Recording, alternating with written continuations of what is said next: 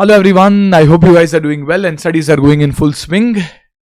Now I know you are in the last 40 days of your preparation, especially for the September 25 exams, and the time is running really fast.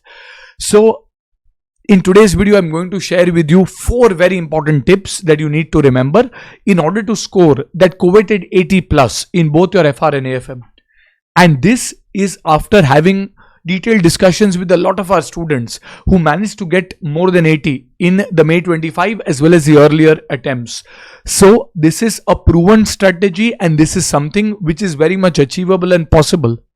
Now, as you can see over the last few attempts, Institute has been fairly generous when it comes to FR as well as AFM, at least one of them. And it has been quite taxing when it comes to audit. And we want to ensure that one of these papers at least become kind of our top scoring papers. Okay, so what are those 4 things that we should remember and try to focus on in our last 40 days consciously to ensure that we cross that 80 barrier successfully? Okay, so first of all, everyone tells us that you should focus on full coverage. Now we will also share ABC analysis. You will have enough ABC analysis everywhere. I'm telling you, ensure that you cover all chapters. Now within the chapters, you can always be selective and focus on the important or the last day revision questions. But skipping out chapters altogether because it is in some B or C category is not the prudent way to go around, because no one has been completely successful in predicting the way the institute goes. The time you spend in doing all of that, you might as well cover the chapters. If you have lesser time, do the important questions. Don't do all of them, but do all the chapters. It gives you a positive frame of mind where you know that you have covered everything, and at the same time it is highly likely that if you are able to solve the important questions, you will be able to solve the simpler ones as well quite easily. So ensure that you focus on full coverage. Second is, as time progresses, almost every student is worried about their weaknesses. Well, you'll spend a lot of time doing foreign exchange, derivatives. Not to say that you should not do it, but maybe the easy marks are in mutual fund, maybe mergers and acquisitions. You don't focus as much over there. Well, ensure that if there are certain topics which are giving you difficulty, do them. Do the important questions. Have a broad understanding. Remember steps if need be. As long as it is, let's say, 80% of the syllabus you are comfortable, 20% you can always take a chance by doing, let us say, this important topics only and having a step-wise understanding. But do not leave out the easier, the more scoring topics. Like, something like a share-based payment is very scoring. People don't spend as much time on a share-based payment as much as probably they spend on, let us say, financial instruments. Again, financial instruments are the most important. However, not focusing on your strengths is something that you should avoid on, because most of the time goes in topics where you are already not as comfortable. When the exam paper comes, you will search for questions which you are most confident in, the topics which you are most confident, and we have to bulletproof it, foolproof it. So ensure that you focus on consolidating your strengths, at the same time polishing and working on your weaknesses, but don't let your strengths go, because that is what is going to give you marks. Third is writing, because you might know everything, but in this time and age where you have spent a lot of time on the laptop typing, and these days just giving out voice commands, you have lost touch of writing. So you know a lot of stuff, but then in the exam you don't have that time to complete it.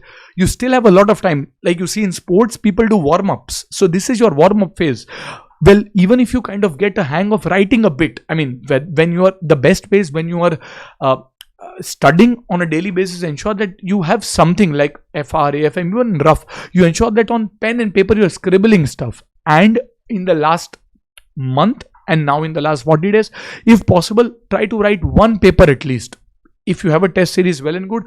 Otherwise, one of the recent 3 institute papers, pick up randomly and write it to see how you manage your time, because that is very crucial. If you are unable to manage those 3 hours properly with the MCQs, with your descriptive, then even if you know everything, then you're not going to, as you say in cricket, you have to play your 50 overs, your 20 overs. You have to play all your overs, and you have to ensure that you write tests and ensure on a daily basis write something that so that your arm is not stiff, your hand is not stiff when you go to write your FR paper. Already you're nervous.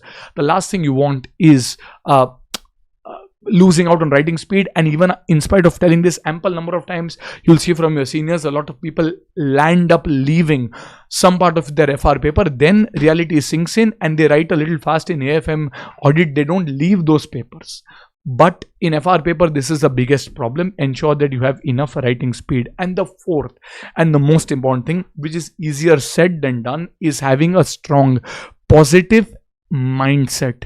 Now you have given a lot of efforts, you have given a lot of time, maybe in the past exams, mocks or main exams, the results have maybe not gone on your way, but remember, it is not done till it is done. You are still in the game till that last ball is bowled, till the last paper is complete. So nothing is a predictor of your exam scores, not your mocks, not anything. It is how you perform on those 3 hours. And if you keep that goal alive, that no matter, I mean, someone might have studied more than me, someone might have studied less than me, maybe someone is referring to 3 different sources, I am focusing on one source, that is absolutely fine. As long as you are in that positive frame of mind, you will be able to give the exams and come out stronger. However, if you are always in that self-doubt, and it is very normal, trust me, everyone around you is having self-doubt. When we gave the exams, even we were in that situation, but some people manage to cope with it, some people kind of buckle under the pressure. What I want you to do is probably try to develop a frame of mind that whatever time you have now, you invest that time in your studies. You tell yourself that I'm giving the best. It is not that you have to clock a 16-hour or a 14-hour. Okay, you clock as much as possible. If you can count and if you can clock more hours, good for you. If not, as much as you're studying, ensure that every day you're coming closer and closer to your goal. And the size of the syllabus is such that it will kind of bear on you that, okay, maybe this is not my attempt, maybe I will give the next attempt. Don't let that affect your mind. If you have decided something, the way to proceed is not shifting the goalpost. It is to prepare for every eventuality. And you tell yourself that I'm giving my best. Again, there is a huge margin of error. I always tell my students, that is, I mean, we run for perfection, but in the worst possible case, we are targeting 80 plus, but in the worst possible case, you need to score 50. That is going wrong every alternate question and still passing. So keep that cushion in your mind that you have a huge margin for error. Not that we want to go wrong, but we have that margin for error. And that will kind of ensure that you don't get very nervous and intimidated by the exam. You might make some mistakes.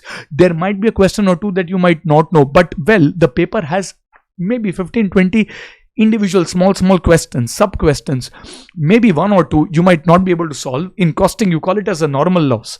Be prepared for that normal loss, but ensure that in the larger scheme of things, you use these 40 days in the best possible way and have a positive mindset. I mean, if you have a goal of a particular thing, great, but ensure that you invest every minute that you are awake in the most fruitful way.